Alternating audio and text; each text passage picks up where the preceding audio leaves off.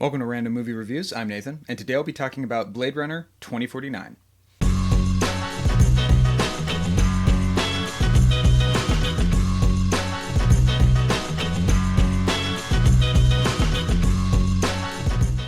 Well, I hope everyone had a great New Year's Eve. I certainly did, and I hope everyone got through the holidays okay. The last video I did for last year was for a film called Strange Days, a movie that is a brilliantly, very underrated and very underseen cyberpunk sci-fi noir film that is also a New Year's Eve film, which is why I specifically picked that movie to be my last film I did for 2024. The official title of that video was The Greatest Cyberpunk Movie That's Not Blade Runner. I named it that specifically because Blade Runner is often referred to or seen as the greatest cyberpunk movie, and a lot of that has to do with the fact that it's kind of the first cyberpunk movie. It was kind of the movie that made cyberpunk popular, and it is often seen as kind of the holy grail of that genre. And it's a movie that I have a bit of a complicated relationship with. The first time I saw Blade Runner, I was quite young. I think I was like 15, 16 years old. And I wanted to see the movie because I thought it was an action movie. I was like, oh, this movie's about a guy, I guess he was a Blade Runner, and that's a dude who kills these robots, or they're known as replicants. He retires them, as they say in the opening crawl. I went into the movie with completely wrong expectations, and I didn't finish the movie. I got halfway into it, and I'm like, this is quite boring, and this is definitely not what I thought it was. I waited a few years later, and, you know, Blade Runner is just one of those movies when you're getting into cinema, and especially when you're getting into sci-fi cinema, it is constantly referenced as being one of the true great movies of the sci-fi genre. So I gave it another chance, and the second time I watched it all the way through, and I liked it a lot better. I still didn't think it was perfect, but I could see why people loved the movie. I was kind of in the mood for a slow-moving movie, and that's very much what Blade Runner is. Some people criticize the film for being too slow, and I don't judge anybody who thinks that this movie's too slow. It's not for them. It's certainly an acquired taste. And anybody out there who does judge people for not liking Blade Runner or for not liking any movie, and you think they're dumb because of it, don't do that, because it makes you look like an asshole. The third time I watched Blade Runner was the time that it really clicked for me, where I kind of labeled the film now as being a flawed masterpiece. A masterpiece in terms of visual storytelling, a masterpiece in terms of the themes that it's exploring, a masterpiece in terms of tone and atmosphere, in terms of the music, and just on a technical level, it is one of the most impressive movies ever made. Even by today's standards, it's still just absolutely incredible from that aspect. But it's a film that is not devoid of flaws. Some flaws that I think are pretty substantial, which I'm going to get into. But I more or less became a pretty big Blade Runner fan, even though I don't think it's perfect and I have my issues with it. I learned to love the movie as years have gone on. So when Blade Runner 2049 was announced, I and a few of my buddies who are also fans of the original Blade Runner were quite excited. And we were even more excited when we heard it was going to be directed by Denis Villeneuve. Because at that time, he was just making masterpiece after masterpiece after masterpiece with Prisoners, Sicario, and Arrival. All three movies I saw prior to watching Blade Runner 2049, and all three movies that I absolutely love and still do. So we went into the movie with high expectations. We went in opening weekend in the IMAX theater. In fact, it's the last time I went to an IMAX. I haven't been to an IMAX since. And of course, as we all know by now, there weren't a lot of people there. There wasn't a big line, and I didn't actually mind that. I like having kind of, you know, a more intimate theater experience. I don't like being crammed in there all the time. But, you know, there weren't a lot of people to show up, and we were watching the movie, and it was like a religious experience. I completely fell in love with this movie. So much so that I would say that Blade Runner 2049 specifically is my favorite science fiction movie of all time. I've rewatched it every year since it's come out. It's a movie that I know so well that I don't even need to rewatch it for this review, which, by the way, I haven't. I watched it last year, and I felt like talking about the movie. I'm like, I do want to watch it again, but I'm like, it's so fresh in my mind that I can just talk about it right now, because I just love watching this movie over and over again. It's also my favorite movie of the 2010s, and it's a movie that just really resonated with me. And I was thinking about it. I was like, why did this movie resonate with me so much more than the original one? Because unlike the original Blade Runner, which I had to watch multiple times to kind of love, 2049 worked for me instantly. Part of that is because I already had my feelings about Blade Runner and I learned to love that movie. So that's definitely part of it. But the other part of it is I found the story and I found the characters and I found pretty much everything about the movie just to be more engaging. And it's an interesting conversation in the movie community because sequels are often seen as being inferior. I've talked about it on this channel. I've talked about Die Hard 2, a movie that I'm a fan of, but can certainly recognize that it is most definitely not the best Die Hard movie. It has a lot of flaws, doesn't hold up to the first movie, and it does the lazy sequel thing in that it does the first movie again, but this time it's at an airport in Washington, D.C., as opposed to the Nakatomi Tower in Los Angeles. I still like the movie. I enjoy it as popcorn escapist entertainment, and I still think it's a fun movie to watch. But that is just one example of many examples of sequels not living up to the first one. But of course, there's always the topic of, well, which sequels are as good as the first one? Or more commonly talked about, what are sequels that are even better than the first movie? A lot of movies that get brought up is like the movie behind me, for example. Aliens is one that often gets brought up. Is it better than Alien?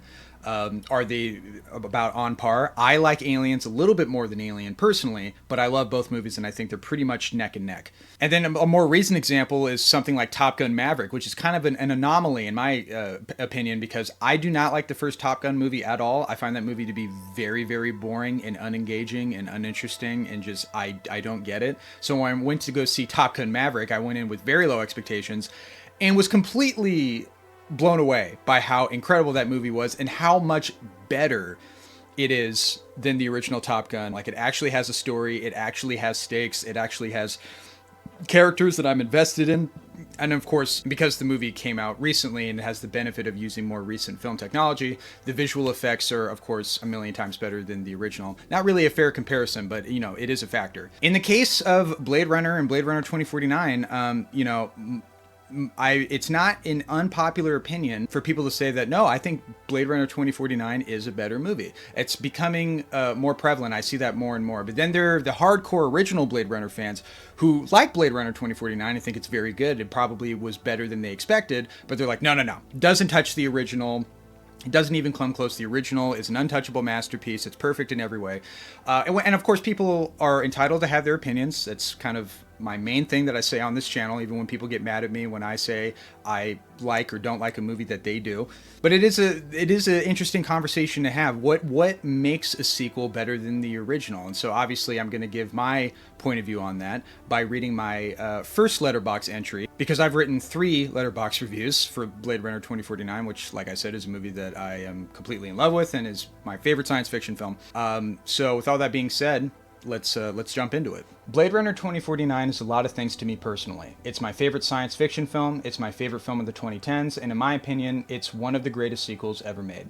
The original Blade Runner is a film that I have a complicated relationship with. The more I watch it, the more I appreciate it as a thematic exploration of humanity and identity. This gets summed up beautifully with one of the most iconic monologues in all of cinema. All those moments will be lost in time. But the movie does fall flat for me, narratively speaking. Roy Batty, Rutger Hauer, is the only character in the film with a genuine arc, a replicant who craves more life but is forced to die due to his programmed 4-year lifespan. Unfortunately, most of the movie is not focused on him. Rick Deckard, Harrison Ford, a Blade Runner forced out of retirement, is our protagonist, and quite frankly, it's hard for me to care about his character. We don't know that much about him, we don't know how he feels most of the time or why he's a Blade Runner. There are a lot of unanswered questions about him, and because of that, there's not a whole lot to connect with. He comes off as a bit of an empty void.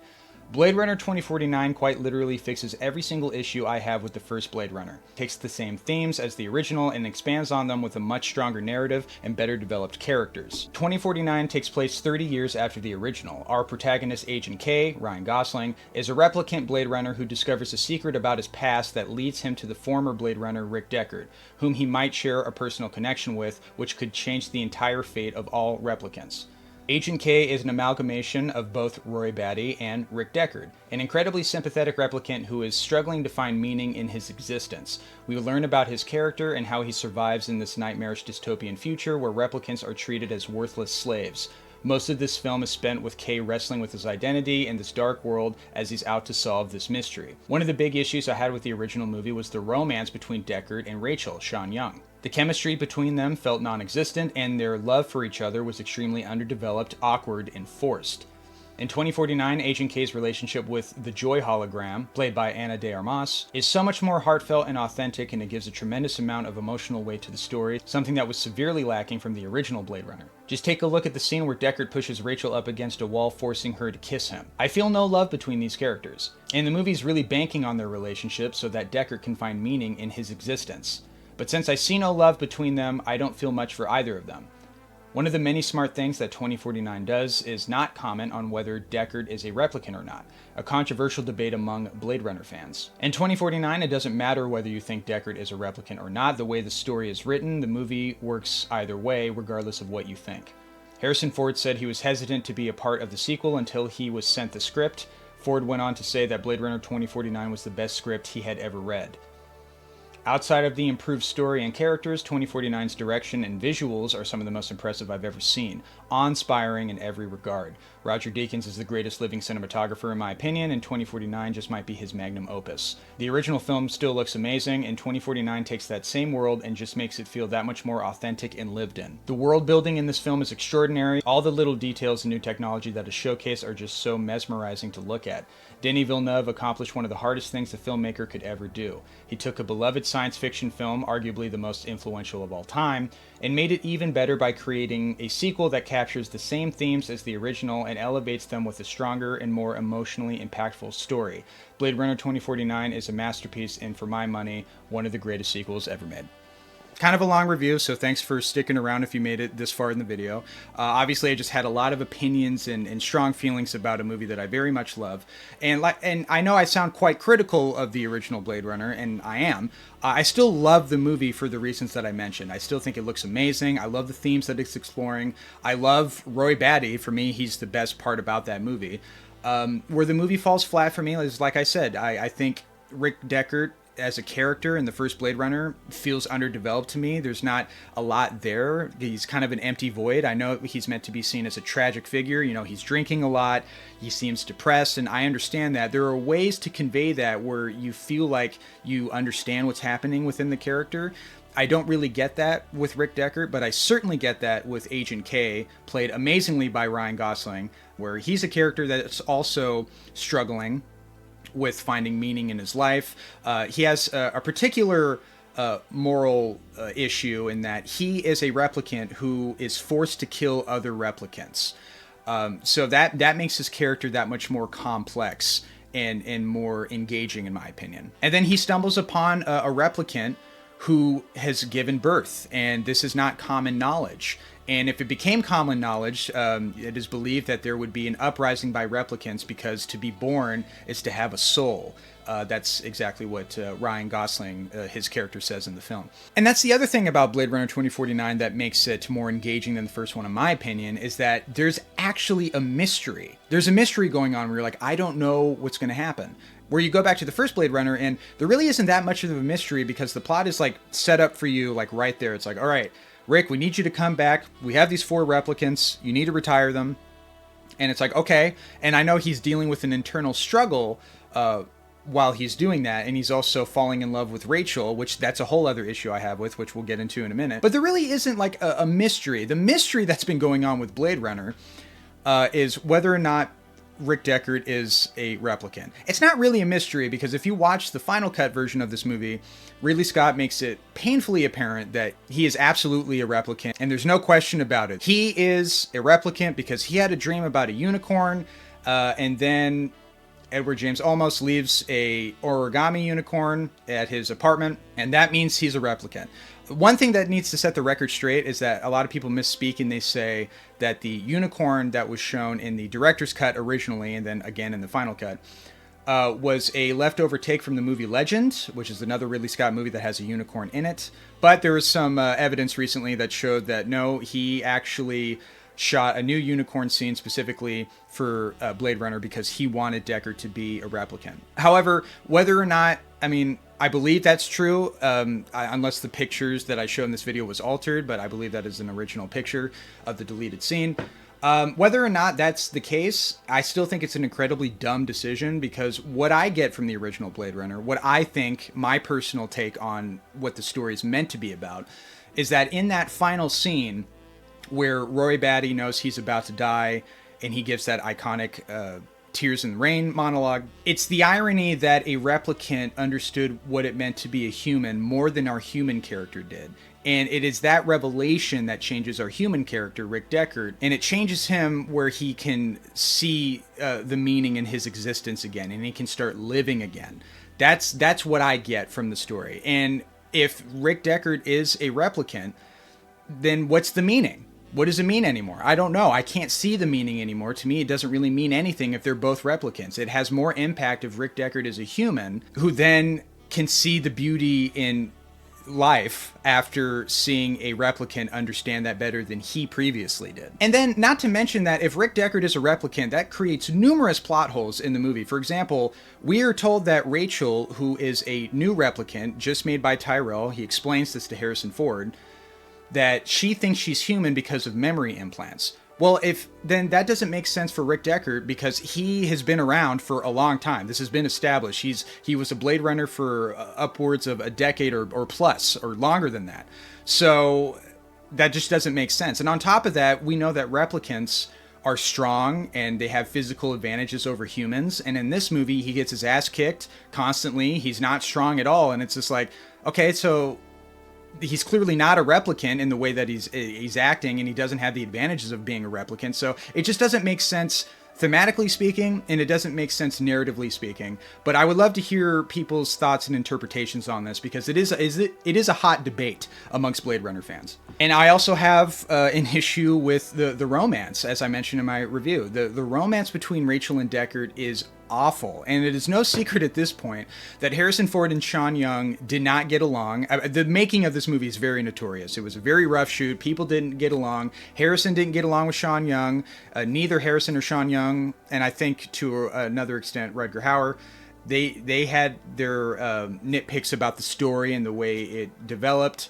Harrison Ford hated the idea of Deckard being a replicant, and Ridley Scott insisted on it. In the original version, it's left to be more ambiguous, and the movie has the infamous happy ending, which, I'll be perfectly honest, I prefer the original ending to the Final Cut ending. I think the Final Cut is the better version overall, because the narration in the original Blade Runner is just the worst. It's so bad. But at least the original movie leaves it up to interpretation, more or less. And because of that, I can see Rick Deckard as being a human, and the story just works better for me. Whereas in the Final Cut, there's no ambiguity. He is a replicant, and I think that kind of takes away from the movie, in my opinion. The whole thing about the Blade Runner universe, I mean, the main theme is questioning what it means to be a human, and what is the meaning of life. And Blade Runner 2049 takes the same themes as the original Blade Runner and expands on them with a much stronger narrative, with a much more compelling character. Like I said, Roy Batty is the best thing about the original Blade Runner. And one of the smartest things about Blade Runner 2049 is they essentially take Rick Deckard, Roy Batty, and they put him into one character, giving you the best of both worlds with these two characters in one character. And it makes him more complex. It makes him more sympathetic. It makes him more engaging, because Rick Deckard in the original movie is really not that engaging of a character. It's, you know, and I think the fact that Agent K is just so much more sympathetic, and I'm so much more invested in his story. I mean, that makes me enjoy the sequel that much more. The relationship he has with the Joy hologram is so much more impactful than the relationship between Rachel and Rick in the original Blade Runner. And the scene where the hologram gets destroyed is like genuinely heartbreaking, because you know that, you know, Agent K can't really find love. Humans hate replicants. They think lowly of them. And so this is his only form of love, is this Joy hologram. And then there's that amazing scene, which I'm probably going to use as the thumbnail to this video, where he realizes that these Joy holograms, I mean, the love that they create for the user is not real. It's not a real thing, and this is confirmed in the movie because she names the character Joe, because Agent K doesn't have an actual name, and then when he sees the hologram billboard, calls him Joe, and that's his realization that that love there was completely artificial. That's so heartbreaking, and it's so thought-provoking, and it's just a better, more compelling relationship than Rachel and Deckard. I mean, like that scene where Deckard pushes Rachel against the wall and be like, "Kiss me," and it's just like, it has not aged well. I'm sorry. It's not loving. It's not romantic. There's not one moment in the original Blade Runner where I buy into that relationship being genuine or sincere or loving of any kind. The reason I love the first Blade Runner is mainly because of the atmosphere, because of the visuals, and because of the themes that are being explored. And I love Roy Batty. I love Harrison Ford. I wish I liked his character more as Rick Deckard. I think he's really great in 2049, the little we see of him. I actually like the fact that he's not super prevalent in the sequel, and that it's not his story, it's Agent K's story. And the way both of their stories kind of come together in the third act is one of the most beautiful endings to a movie. Like, a lot of Blade Runner 2049 is very dark, it's very dour, it's very depressing, but there is a tinge of hope at the end of the movie that is quite like cathartic and uplifting in a very, very surprising way. And that's probably why I end up rewatching this movie all the time. I think it is definitely a better sequel. And I really do. I know it sounds like I don't love the original Blade Runner. I do, but I can acknowledge that it's not perfect. It's not a perfect movie, and it'll never be a perfect movie for me. 2049, I have no flaws with. It hits me in a way that I just love. So anyway, guys, that's my thoughts on Blade Runner 2049. A longer video than normal, but thanks for sticking around if you made it here. And as always, this is just my opinion, so if you disagree, that's fine. I would like to hear your thoughts. Be respectful. Mention them in the comments below. And as always, thank you guys for watching.